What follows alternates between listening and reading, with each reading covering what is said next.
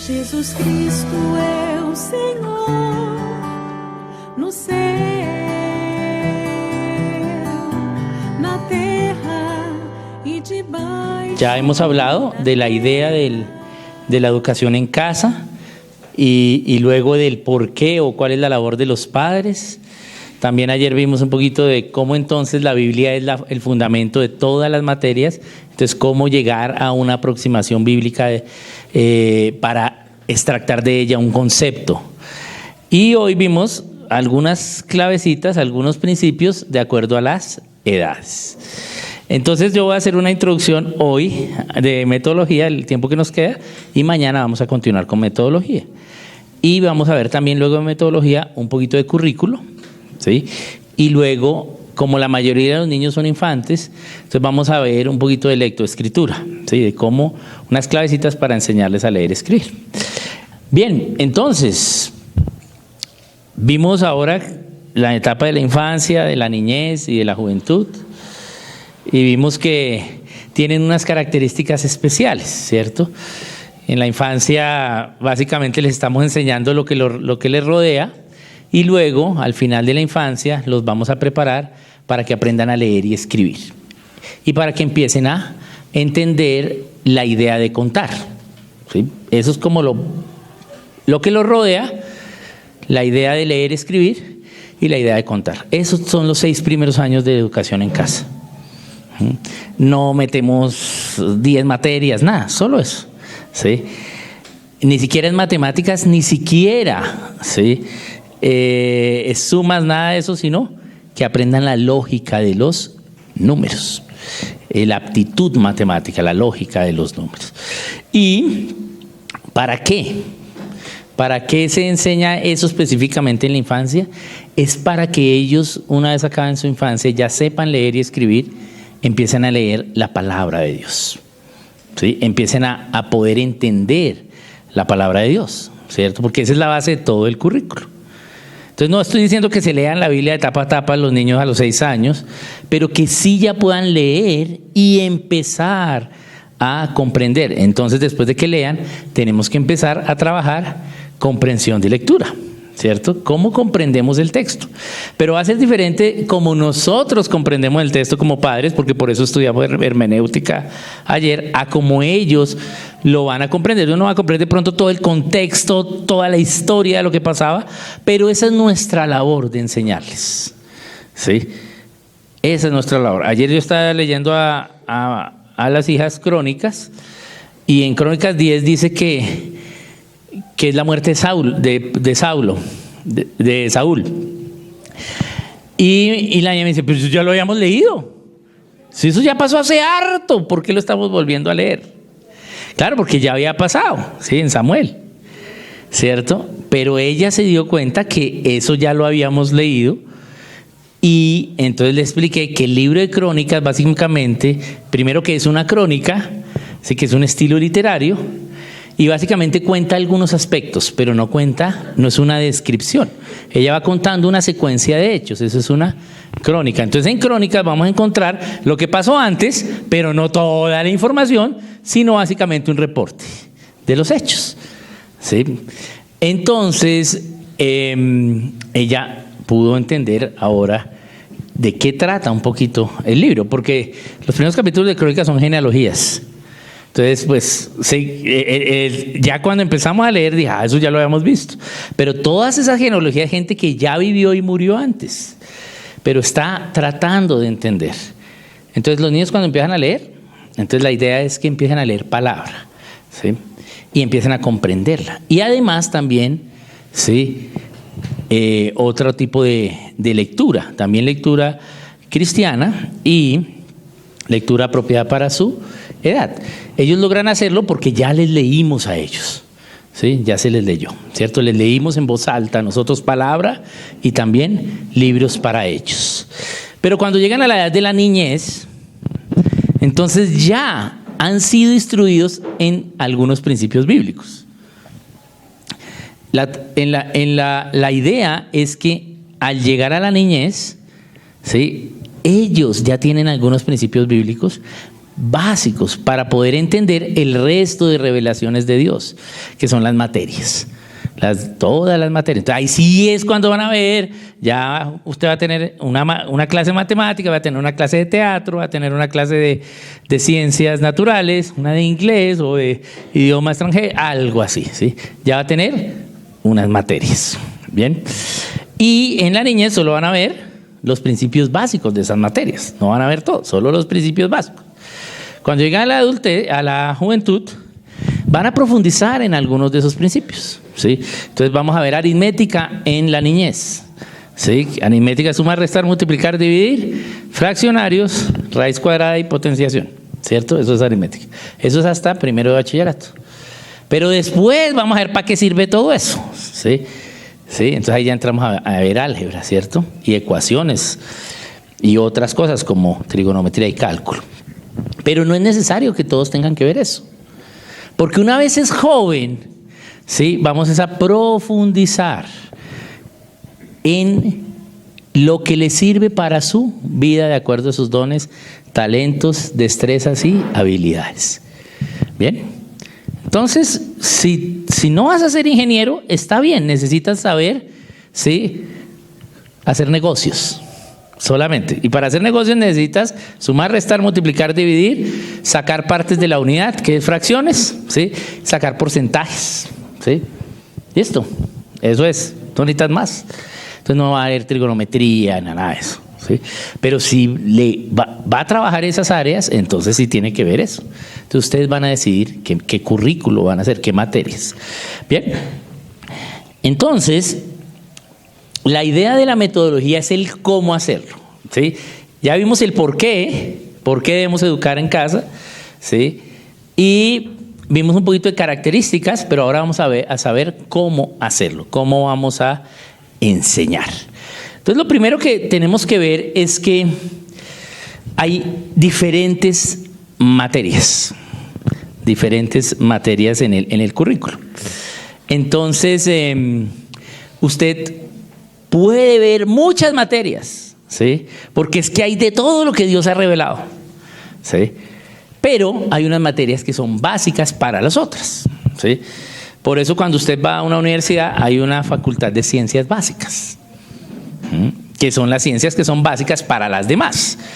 Es decir, que son las ciencias más fáciles.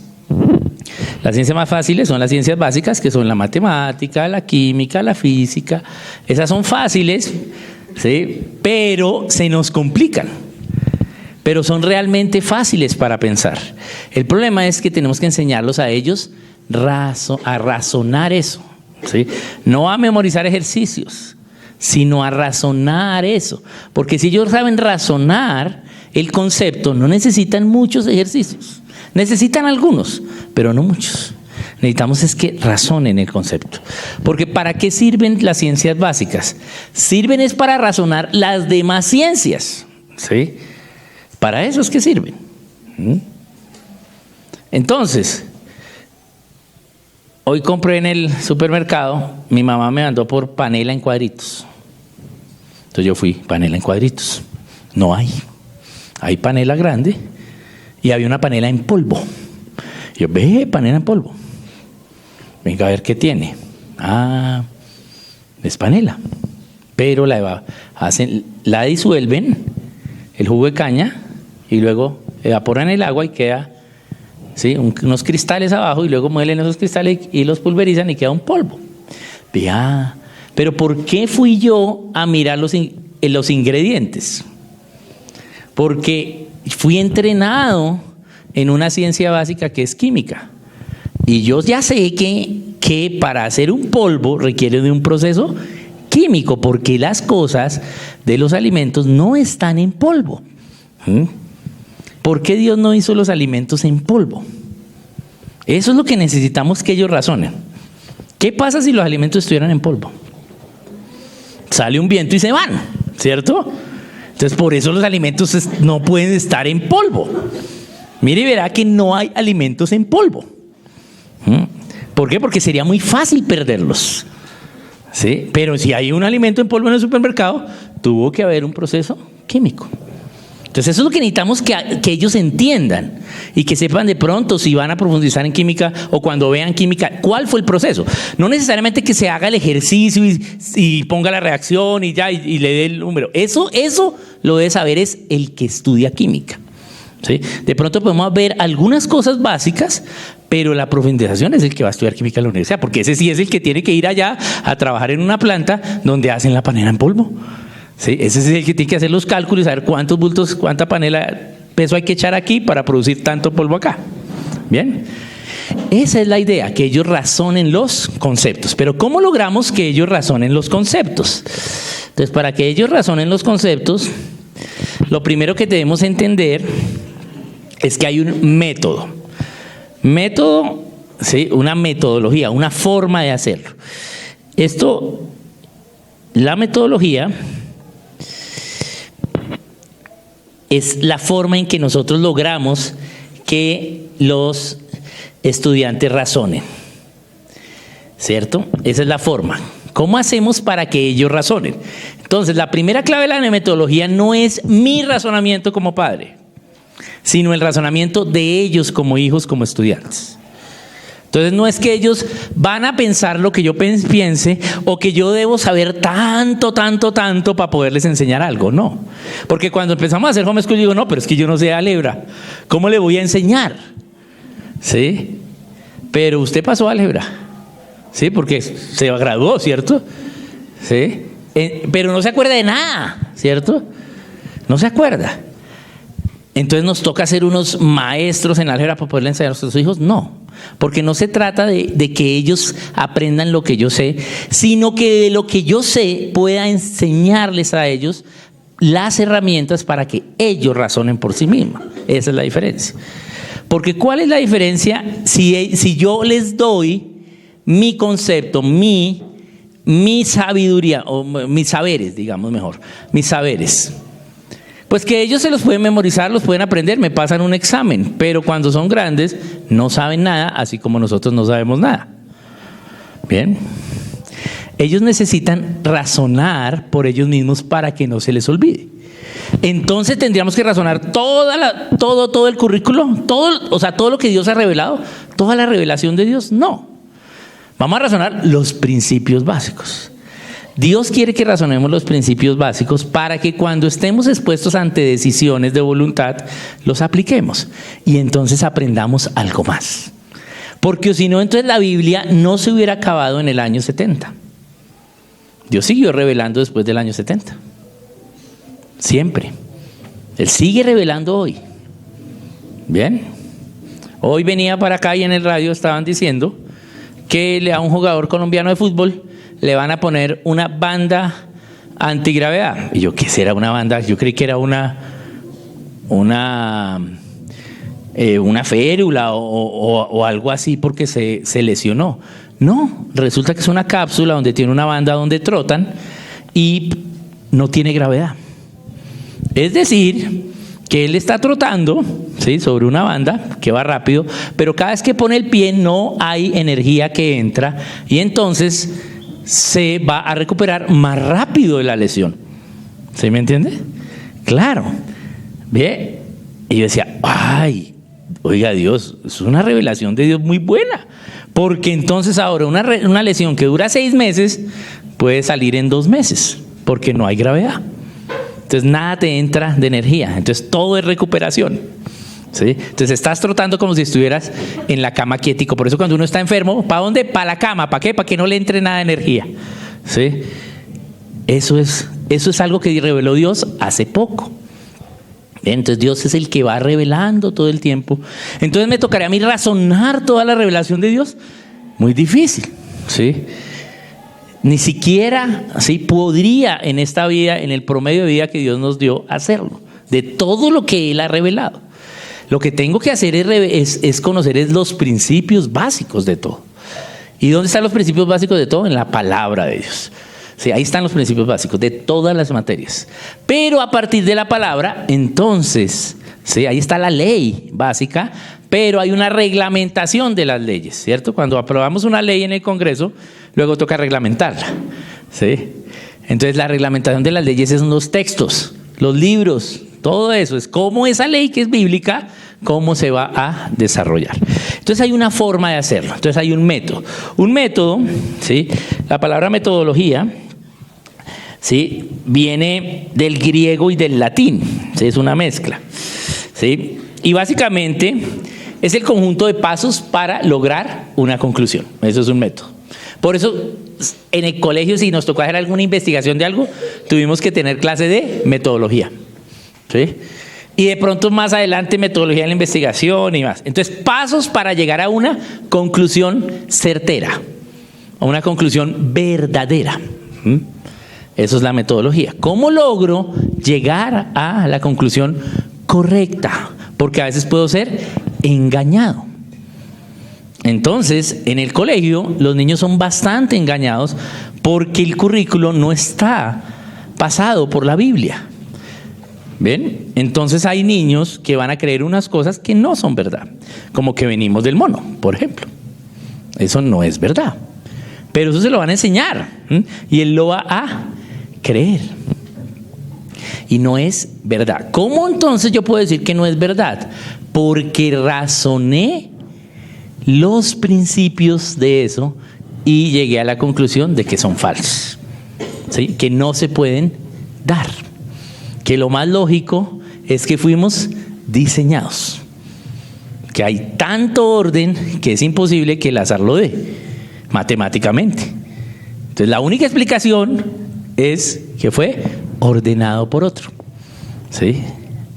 Esa es la explicación lógica. Si yo voy a la matemática y aplico matemática, digo no, la única es que fuimos creados.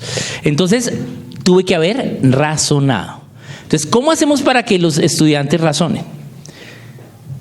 Yo lo que tengo que hacer es mostrarles las evidencias. Porque el razonamiento es una función del ser humano. Los únicos que razonan somos los seres humanos. Solamente. Nadie más razona. Hay animales que piensan. Son los mamíferos, piensan. Pero no razonan. Nosotros pensamos en la mente. La mente está en el alma. Pero en el espíritu está el razonamiento. Por eso solo los seres con espíritu pueden razonar. Por eso los seres con espíritu, al razonar, son responsables de sus decisiones. Por eso tienen que estar bajo justicia. Porque pueden razonar. ¿Bien? Los otros seres no, están bajo el instinto. ¿Sí? Entonces no pueden estar bajo justicia, ya están bajo una ley que es la ley del instinto. Nosotros no, nosotros podemos razonar, pero razonamos con el espíritu. Y ese razonamiento se basa en evidencias.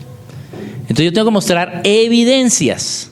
¿Qué son evidencias? Lo que describe la verdad. Las evidencias describen la verdad. Entonces, ¿cómo yo sé que una evidencia va a describir la verdad? Porque es más obvia o más lógica que otra.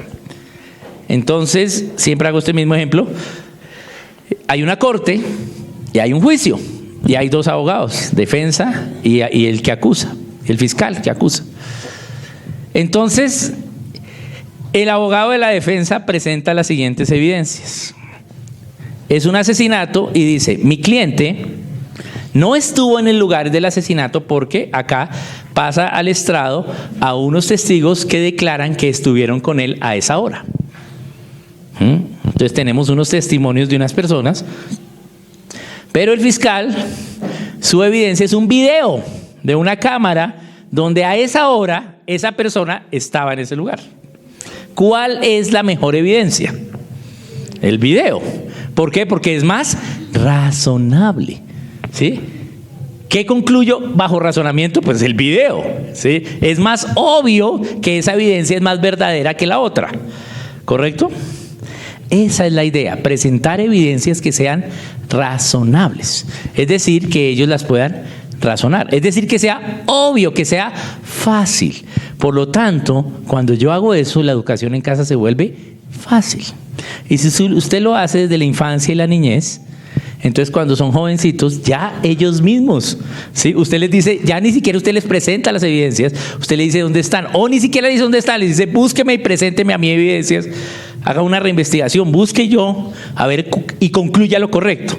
Entonces él tiene que buscar las evidencias y decir, bueno, encontré esto, pero también encontré esto, y yo creo que ya razonando y analizando, lo correcto es esto. ¿Bien? ¿Correcto? Eso es lo que forma el conocimiento, ¿sí? Y lo que hace que se renueve el entendimiento. Entonces, en Deuteronomio 29:29 dice que Dios revela. Eso es lo que dice Deuteronomio 29:29. Dios revela el conocimiento. Es decir, que todos los conocimientos los ha revelado Dios. Todos, porque en Él, por Él y para Él fueron hechas todas las cosas, y todas las cosas en Él subsisten. Todas. O sea que el fútbol fue revelado por Dios. Porque si existe el fútbol fue porque Dios lo reveló. ¿Correcto? Pero yo puedo entender el fútbol, razonar el fútbol o no. Solo jugarlo. ¿Bien?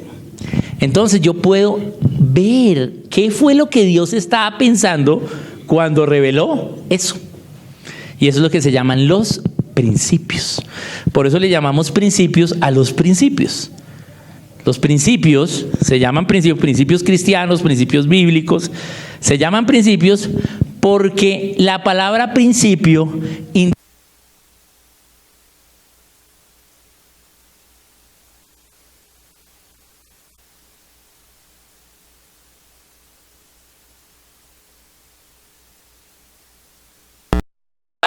empezó.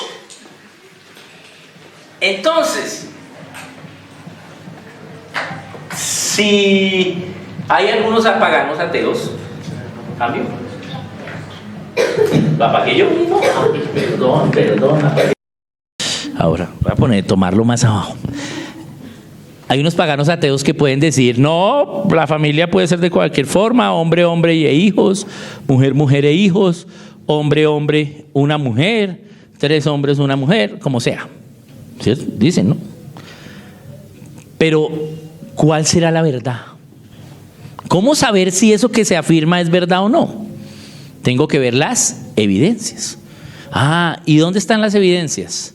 En la historia. Porque todas las evidencias las voy a buscar en un tiempo antes del que estoy. Es decir, en la historia. Entonces tengo que ir a la historia y ver dónde estaban las evidencias de la familia. Y entonces esos paganos entonces dicen, no, pues en el siglo XIX empezó la psicología y la psicología empezó a estudiar a la familia. Entonces es una idea del hombre. Pero yo voy más atrás en la historia, ¿sí? Y veo que los cristianos del primer siglo se agrupaban en familias. Digo, entonces ya no. El principio no fueron los psicólogos, fueron los del primer siglo. Pero si sigo más atrás y más atrás, veo que la familia empieza en Génesis 2:24 y en Génesis 1:28. Génesis 1:28 y Génesis 2:24. Ahí es la primera vez que se habla de familia. Por lo tanto, la familia es un principio bíblico. Y como se habla de familia, que la familia es hombre, mujer e hijos, ¿sí? y que no fue el hombre que se la inventó, sino fue Dios, por lo tanto no la puedo cambiar. Entonces, si yo razono lo que es la familia, entonces entiendo cuál es la verdadera familia. Entonces yo debo mostrar las evidencias en la historia. Para lograr mostrar eso, entonces existe la metodología. Entonces, la primera parte de la metodología de la educación cristiana o educación providencial, y la llamamos providencial porque si yo presento como maestro las evidencias, los estudiantes van a razonar la providencia de Dios con ese concepto. Es decir, van a decir, gracias Dios porque la familia es hombre, mujer e hijos. Entonces van a ver que Dios diseñó todo lo que Dios ha revelado, lo ha revelado para cuidarnos, para hacernos libres, para protegernos. Las leyes de Dios son para protegernos, ¿cierto? Así cuando usted le da leyes a su hijo es para protegerlo, ¿sí? Usted no se la monta al hijo, ¿sí? A veces los hijos creen que es porque ellos están para sus caprichos. No son caprichos, es por su bien, ¿sí? Pero ellos deben saber que todo lo que los padres le dicen es por su bien, porque los amamos. Pero ellos deben saberlo. O sea que tuvimos que haber hecho una clase, ¿sí? sobre hijos, ¿sí? Obedece a los padres. ¿Correcto? La primera parte del método es lograr desarrollar el autogobierno. No que los niños ya se autogobiernen en todo, pero sí que vayan desarrollando su autogobierno paso a paso, día tras día. Que hoy su autogobierno sea mejor que el de ayer. Porque eso va a hacer que su educación en casa sea más fácil. Porque si ellos aprenden a obedecer, entonces pues no va usted a tener tantos problemas. Autogobierno es decidir obedecer la verdad voluntariamente. Eso es autogobierno. Es decir, que ellos obedezcan la verdad, pero que ellos decidan. Entonces la primera parte es entrenarlos en autogobierno. ¿Cómo los entrenamos en autogobierno? Entonces la metodología de educación providencial tiene 3 partes. Toda está basada en el desarrollo del autogobierno, pero tiene 3 partes. La primera es la ley, es decir, tenemos que dar leyes porque si es autogobierno, es decir, yo voy a obedecer la verdad voluntariamente, entonces es una forma de gobierno, autogobierno, el gobierno que yo voy a hacer por mi voluntad. Pero no es, autogobierno no es hacer lo que yo quiera, ¿sí? Eso se llama libertinaje, ¿cierto? El autogobierno es la libertad con ley, ese es el centro de verdad, libertad con ley.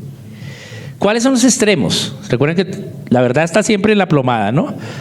Y los extremos, lo malo está a los extremos. Un extremo es el libertinaje, yo hago lo que quiera. Eso no es autogobierno, porque el autogobierno es poder ser libre bajo la ley. Y el otro extremo es, ¿sí? Yo no puedo decidir nada, dependo de ti, la dependencia, ¿sí? Es decir, la esclavitud, vivir bajo la tiranía. Ser esclavo de otro porque dependo de esa persona porque no puedo decidir. ¿Bien? ¿Cómo será que no puedo decidir? Que he decidido tan mal que ya no me dejan decidir, que estoy en la cárcel. Porque cuando usted está en la cárcel casi no puede decidir, ¿sí? No puede decidir qué comida come, a dónde va, no puede. Todo se lo decide otro. Lo máximo que usted puede decidir es en qué lugar se hace de la celda. No más, de ahí para allá no puede decidir más. ¿Cierto? ¿En qué parte está de su celda? Ese es el otro extremo. Necesita de otros porque no sabes decidir. Necesitas gobierno externo, ¿sí? Y a veces los hijos necesitan gobierno externo porque no se están autogobernando. Entonces necesitan que otros los gobiernen. Y a veces están en obstinación. Entonces necesitan el gobierno externo de la vara, es decir, el dolor físico. Pero la idea es que les enseñemos a autogobernarse.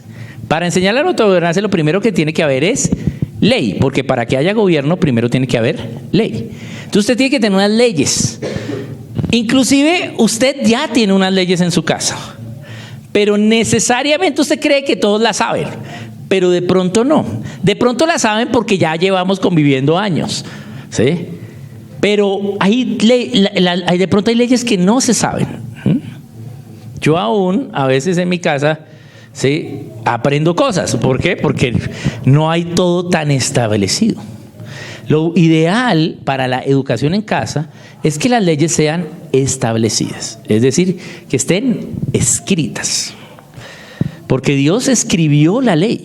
¿Para qué? Para hacerla establecida. No quiere decir que alguien empezó la ley, ¿sí? La ley viene con el diseño de Dios. Es una ley natural que está en nosotros, en nuestra conciencia.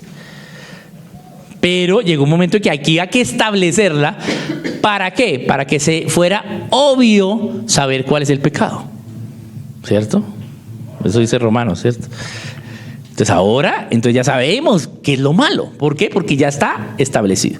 Entonces usted tiene que establecer leyes para su educación en casa. Esas leyes pueden ser horarios. Pero como dijimos, no es pasar el colegio a la casa 8 horas, uniforme, lonchera. No. Pero, pues tampoco es ver televisión todo el día. Porque la familia de uno cree que cuando uno está educando a los hijos en casa es que nuestros hijos están allá viendo televisión todo el día. ¿Cierto? Eso es lo que creen. ¿Sí? Pero no, tiene que haber unas leyes, unos horarios. También tiene que haber unas leyes de dónde se hace. ¿Sí? Tiene que haber unas leyes de cuándo se hace. Y también de cómo se hace. ya la dinámica de la clase, la disciplina en clase, va a necesitar otras leyes. Por ejemplo, una ley puede ser las tareas aquí al otro día a las 9 de la mañana, en esta bandejita. ¿Listo? Eso no quiere decir que tú tengas que revisarlas a las 9, no. Tú las revisas cuando tú quieras, ¿sí? Tú no eres esclavo de la educación en casa. Tú eres el que la diseña, y la diseñas de acuerdo a tus tiempos, ¿sí? Entonces, pero él sí tiene que ponerla a las 9 ahí, ¿cierto?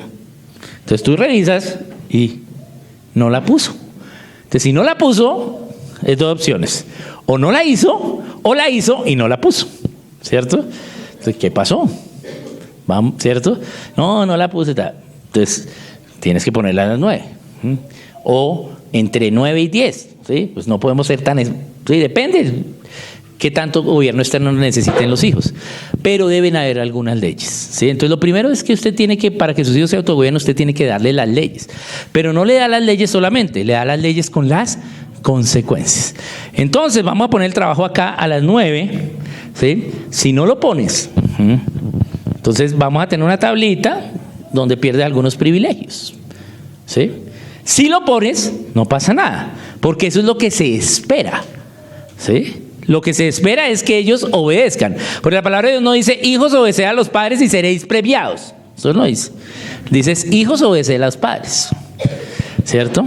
Eso es lo normal.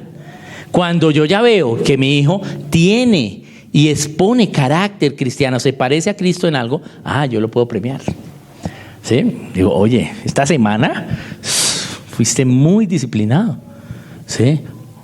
Fuiste muy obediente, ¿bien? Vamos a comer helado, ¿sí? ¿Correcto? Pero ellos no trabajan por un premio, no hay premios. Eso es lo que se espera.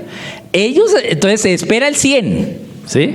Y ellos empiezan a jugar su homeschool a ver hasta cuánto bajan, ¿sí? Pero si yo veo que se espera el 100, pero él viene en los meses anteriores en un 70, ¿sí? Y este mes se esforzó, yo vi que se esforzó y llegó a 75. Vamos a premiar eso, porque no se premia el 100, se premia la mejoría del carácter, ¿sí? Que hoy me parezca más a Cristo que ayer. Eso es lo que premiamos. Pero hay unas reglas. Entonces, usted le dice las consecuencias. Igual en la casa. Esto es lo que se espera y estas son las consecuencias. Si obedeces, vas a tener tu alcoba ordenada. Si no obedeces, vas a tener tu alcoba desordenada y vas a perder el privilegio de comer helado. Entonces, ¿qué empieza a evaluar los hijos? Ellos razonan, como tienen razonamiento, dicen, ¿amo más el helado o la pereza de no tender la cama? Empiezan a evaluar, ¿sí? Y dicen, no, amo más el helado, entonces voy a tender la cama. No, amo más la pereza de no tender la cama, no me importa el helado. Entonces usted ve que no tendió la cama otra vez. Entonces, ¿qué tiene que hacer? Sí, incrementar la pérdida de privilegio. Y si no le importa nada, entonces necesita gobierno externo del dolor físico. ¿Bien? ¿Correcto? Como el dolor físico, si no lo puedo controlar, duele apenas le pegan. ¿Acaso usted se pega y dice, voy a hacer que me duela en un minuto? No, es inmediato, ¿sí? Entonces no puede controlarlo. ¿Bien? Entonces tenemos que desarrollar el autogobierno. Para desarrollar el autogobierno en su educación en casa, tiene que hacer una constitución de clase. La constitución de clase es la reunión de las leyes que va a hacer. Esto es lo más importante, sobre todo en la infancia. Cuando usted va a empezar a enseñarles, o en todos los años, cada año que vaya a empezar, ahorita si va a empezar a enseñarles, tómese una semana de repaso de la constitución de clase, para que ellos la tengan clara. Esa constitución de clase son las reglas que están escritas y se hace de acuerdo a las cualidades del carácter, donde se establecen algunas reglas. Por ejemplo, cuando usted está haciendo educación en el hogar a hermanos, son varios hijos, pero están en diferentes grados, pero estudian en el mismo salón, porque usted no va a tener un salón de tercero, uno de cuarto, ¿no? ¿Sí? Estudian en el mismo saloncito, ¿sí? En la misma mesa, pero son de diferentes grados. Y a veces requieren diferentes útiles, ¿sí? Pero como los útiles son llamativos, Usted ve que todos los útiles son en colores brillantes, ¿no? ¿Cuándo ha visto útiles grises, feos? En la época de antes, pero ahora que ya usamos plástico, todo es brillante, porque son llamativos. Entonces usted tiene que tener una regla, ¿sí? Entonces la regla del respeto. Respeto es una cualidad del carácter de Cristo. Entonces, sí, se espera respeto. Entonces, una regla es: respetamos la propiedad privada. La propiedad privada es un principio bíblico. Por lo tanto, tienes que pedir permiso para acceder a la propiedad de otro. ¿Okay? Entonces, si yo quiero ese borrador, que no es mío, yo tengo que pedirle permiso al dueño. Es decir, que no cogemos los útiles de los otros. ¿Sí? Bien. O si solo hay un borrador, entonces te pongo una regla. ¿Sí? ¿Sí? Quien necesite el borrador me pide permiso. ¿Cierto? Y yo. O si no, se ponen a pelear por el borrador. ¿Correcto? Entonces usted tiene que poner reglas. Por ejemplo, para responder las preguntas, tiene que pedir la palabra. O para preguntar algo, tiene que pedir la palabra. Porque si tú como maestro estás enseñando y todos te están interrumpiendo, pues la clase no tiene un conducto. Entonces se pide la palabra levantando la mano. Eso también es cualidad de carácter respeto. Por ejemplo, la cualidad de carácter orden. Cuando acabemos, tú recoges todo, limpias la mesa, guardas los útiles en tu puesto. Porque se van y le toca entonces a uno detrás, ¿sí? Y aunque aquí hay que tener una tolerancia. Y es que cuando tú tienes los hijos escolarizados, los hijos hacen desorden en el colegio, ¿sí? Pero cuando tú tienes los hijos en casa, pues ellos hacen desorden en la casa. Entonces tú no puedes esperar que tengas la casa igual de ordenada como si los hijos estuvieran escolarizados. Tienes que tener una tolerancia en que va a haber un poquito más de desorden porque están todo el día ahí. Pero tienes que enseñarles la cualidad de orden. Entonces tiene que haber unas reglas, ¿sí? Bien, entonces unas reglas: las tareas tales son para tantos días. O cumplir las órdenes del maestro. O por ejemplo, la autoridad. La autoridad de la clase la tiene el maestro, no ellos. ¿Sí? El maestro. Bien. Y así. Entonces usted tiene que poner diferentes reglas de acuerdo con cualidades de carácter. ¿Sí? Y lo que se espera. Y además tiene que listar qué pasa si no se cumplen. Es decir, las penas. Se van a perder privilegios. Usted puede poner se van a perder privilegios o puede especificar qué privilegios se pueden perder. Bien. Yo aconsejo especificar, porque a veces a mí me sucedió una vez que la niña no hizo caso, yo le quité una semana un privilegio de ver video. Fue una consecuencia muy grande a la falta que hizo. Entonces no fui justo, porque justo no es solo dar consecuencias, justo es que la consecuencia que se le dé sea proporcional al crimen que cometió, ¿cierto? Entonces, me pasé, ¿sí? Demasiado. Entonces, a veces usted por la ira le da consecuencias más largas de las que son. O cosas que ellos no pueden cumplir. Entonces, es mejor, ¿sí?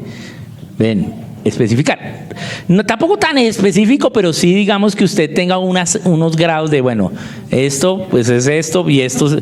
Pero sí hay una falta moral, ¿sí? Un irrespeto a los padres, a la autoridad, ¿sí? Eso es grave, ¿sí? Eso sí, eso ya va directamente a varita, ¿cierto? Y a pérdida de privilegios más difíciles, ¿correcto? Entonces usted tiene que tener bien su constitución de clase, porque ellos se van a autogobernar bajo la constitución de clase.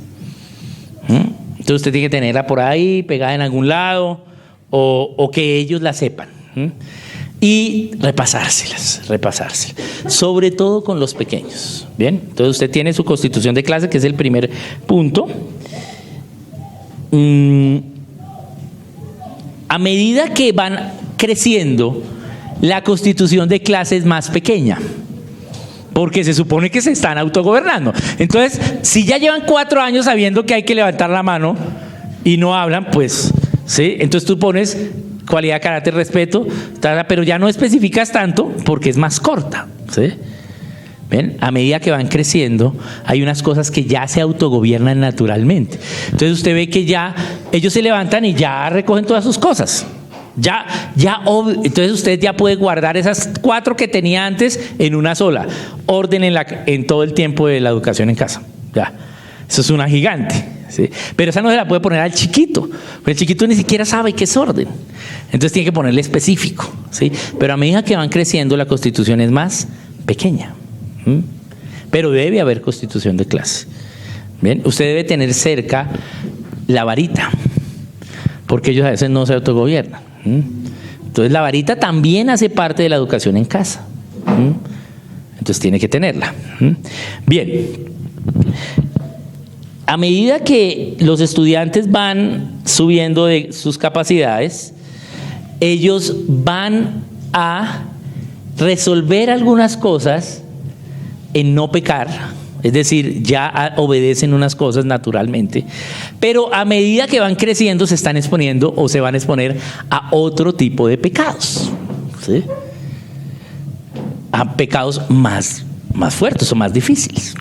Entonces usted tiene también que ver a qué estarían expuestos y también especificarlo en su constitución de clase. Bien, entonces el primer punto es la constitución, reglas. Tiene que tener reglas claras, pero no es una regla de autoritarismo, son reglas en amor, como Dios con nosotros. En amor, por amor, se las explica, se las enseña, cada una se las enseña y él dice, oiga, sí, es más razonable levantar la mano, ¿sí?, que si todos hablamos. Él entiende que es más razonable.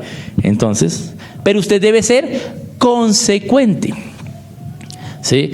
Porque no es el primer día, la primera semana, ¿cómo practicamos la constitución? Y ya después, usted todo laxo. Entonces, ¿qué van a razonar ellos? La ley escrita no sirve. Eso solo funciona el primer mes y después ya podemos hacer lo que queramos. No, usted tiene que ser consecuente con ellas. Y último concepto, ¿cómo hacemos para que esto se implemente, la Constitución se implemente fácilmente? Entonces, lo que uno ve en un salón de clase normalmente es que una ventaja que tenemos en la educación en casa es que son pocos estudiantes, pero así sean 3 hermanos, a veces hay indisciplina. Entonces usted tiene que, a ver, siéntate, no, que no te Entonces, ¿qué es lo que se escucha en el salón de clase? La voz del maestro. Y cuando tú vas a un colegio, lo que ves es un maestro gritando un poco más fuerte de lo que gritan los estudiantes. ¿Para qué? Para poder que le pongan atención. Entonces, atención es la primer requisito que se necesita de las leyes. Que ellos pongan atención, porque ¿cómo van a obedecer las demás si no saben poner atención? Entonces muchas veces si no tienen atención, desobedecen las demás leyes, fue porque no estuvieron pendientes de la instrucción. Entonces usted tiene que dar un trabajo en atención para que ellos logren hacerlo. Y una de las cosas que sobre todo con los infantes funciona es el no imponernos gritando. Y apelamos a sus emociones. Las emociones son las consecuencias de la voluntad, ¿sí? Es mente, voluntad, emociones, ¿sí? O sea, usted tiene emociones respecto a lo que usted decide, ¿sí? Las emociones no es que te den, no. Usted decide, sí, usted las vive, pero son consecuencias de una decisión que usted tomó, ¿sí? Usted sabía que el man era un vago y usted se metió con él. Pues usted tomó la decisión y entonces ahora está en la inmunda, ¿sí? Está súper triste, pero usted sabía, ¿sí? Eso fue una decisión. En cambio usted se metió con este todo piadoso y mire cómo está de feliz. La felicidad también es otra emoción. Entonces las emociones son consecuencias de la voluntad, ¿correcto? Entonces usted va a apelar a sus emociones. Pero hay emociones buenas como emociones malas. Porque las emociones malas son las consecuencias de las malas decisiones. Entonces, usted debe saber cómo hacer para que ellos tengan atención respecto a su voluntad. O sea, decidan poner atención. Entonces usted apela a sus emociones. Voy a hacer un ejemplo. Para ello usamos el sistema de señas. Entonces, yo digo constitución de clase. Para pedir, para preguntar o para responder, se pide la palabra, se levanta la mano. Y eso le vamos a dar la seña. En los pequeños usted puede hacer señas de coreografías, ¿sí? De acuerdo, para que sea más didáctica. Pero digamos que ustedes ya son niños, entonces yo le digo la seña 2. ¿Sí? Entonces yo hago una pregunta y la hermana Diana, que es la más pila de la clase, ¿sí?, sabe la respuesta y la dice. Pero tú sí levantaste la mano. Y ella la dice sin levantar la mano. Entonces, ¿yo qué hago? Yo escuché la respuesta correcta. Yo le hago a ella y te doy a ti la autoridad. Cuando yo le hago a ella así, yo no le dije, Diana, pero tú no levantaste la mano, pero tú... No, yo solo le hago porque ella sabe la Constitución. Ella sabe qué quiere decir esto. Y sigo contigo. Y tú respondes mal. ¿Sí? Entonces tú levantas la mano y respondes correctamente. Muy bien, lo hiciste muy bien. Esa es la respuesta correcta. No le pongo nada de atención a Diana. ¿Por qué? Porque ella no cumplió la ley. ¿Sí? ¿Qué va a suceder con ella la siguiente vez? ¿Cómo se está sintiendo? Lo sabía, pero la embarré, no levanté la mano. ¿Cómo se sienten sus emociones? ¿Qué va a pasar la siguiente vez que yo pregunte? Ella va a levantar la mano. ¿Se me hago entender? ¿Correcto? Por ejemplo, la posición de atención. Usted tiene que tener una posición para estudiar. ¿Sí? Entonces, hay una seña. Entonces, cuando yo requiero que todos pongan atención al tablero, entonces yo le hago una seña. La 1. Entonces, usted tiene que estar sentado. Sí, bueno, hay todo esto que le estoy... Acá estamos haciendo solo uno, pero cada cosa tiene todo un desarrollo. ¿Sí? Hay una posición. Entonces, usted hace la seña 1. ¿Qué se espera? Pues que todos... los 3 hijos lo hagan, pero hay uno que estaba molestando, hablando, bla, bla, bla, y no vio la seña. Como yo no usé mi voz, porque si usted está así, pero escucha, pues si no escucha, usted sigue. ¿Qué va a pasar? Que los 2 que estaban mirándome y poniéndome atención van a hacer, y él que se va a hacer, y él que va a hacer, ¡ah!, y lo va a hacer, pero ya sabe que yo lo oí, ¿cierto? ¿Cómo se va a sentir? ¿Sí? En una situación embarazosa, ¿sí? Le da pena, ¿sí? Y los niños y infantes no quieren apenarse ante sus compañeros, no les gusta, ¿sí? Entonces las señas son una buena estrategia para los pequeños, para que se autogobiernen.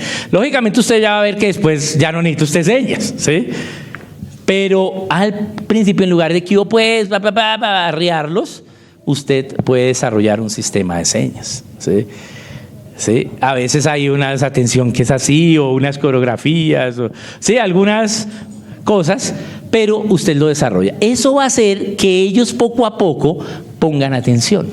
Y al poner más atención van a comprender mejor las leyes. Bien, entonces el primer punto de la metodología es las leyes. Estas leyes no son de las materias, son de toda su educación en casa, pero hay unas leyes específicas también para las materias. Si usted está en la clase de laboratorio de química, ¿sí?, usted tiene que tener unas leyes específicas. No metes la mano en el mechero, o no tocas el vidrio caliente, o no metes la mano en la mesa, porque estás enseñando un experimento que puede ser peligroso. O estás en la clase de cocina, ¿sí?, y tiene que poner la estufa, la opera solo el maestro. ¿Sí? O si no, ellos se pueden quemar. O estás en la clase de modistería y las tijeras filosas solo las opera el maestro. Eso es una regla específica para la clase. Entonces, usted puede tener leyes específicas para sus clases, pero tiene unas leyes generales. ¿Bien? ¿Listo? Bien, entonces vamos a dejar este primer punto. Mañana vamos a continuar con los otros 2. El segundo punto es el método para hacer las clases, ¿sí? O sea, los pasos para hacer una clase para que ellos razonen, ¿sí?, para lograr que ellos razonen. Y lo otro es cómo registramos ese razonamiento, porque usted puede ser que razonó algo, pero si usted no lo registró, se le puede olvidar. Si usted se lo memorizó, pero no lo registró, se le va a olvidar. Porque usted se lo memorizó un día, pasó el examen, pero no lo siguió memorizando, se le va a olvidar. Si usted lo razonó, se le dura más, pero si no lo registra, se le puede volver a olvidar. Entonces hay que registrar los razonamientos. Bien, eso lo vamos a ver mañana. Entonces, primer punto, la constitución de la clase, es lo que necesitamos. no hay una forma específica, cada familia tiene unas leyes específicas, pero usted tiene que hacer eso entendido por sus estudiantes. No podemos esperar que vamos a tener buena clase de cualquier materia si no hay un autogobierno en la clase. No estoy diciendo que sea perfecto, ellos son niños, son infantes, pierden la atención muy rápidamente. Ahora cuando veamos currículo vamos a ver qué tiempos podemos considerar para las clases, ¿sí? Porque usted no puede darle un bloque de matemáticas a un niño de primerito, no, ¿sí? 1 hora de matemáticas, no, tan loco, ¿sí? Ellos en 5 minutos ya se perdieron, ¿sí? Entonces usted tiene que hacerlo. No le puede hacer la misma actividad todo el tiempo. Lea toda la hora, no, ¿sí? Porque no va a lograr la atención. Entonces, la primera es diseñar reglas. ¿Bien? ¿Alguna pregunta respecto a esta parte de Constitución? ¿No? Bien, entonces vamos a despedirnos en oración. Ao leão de Judá.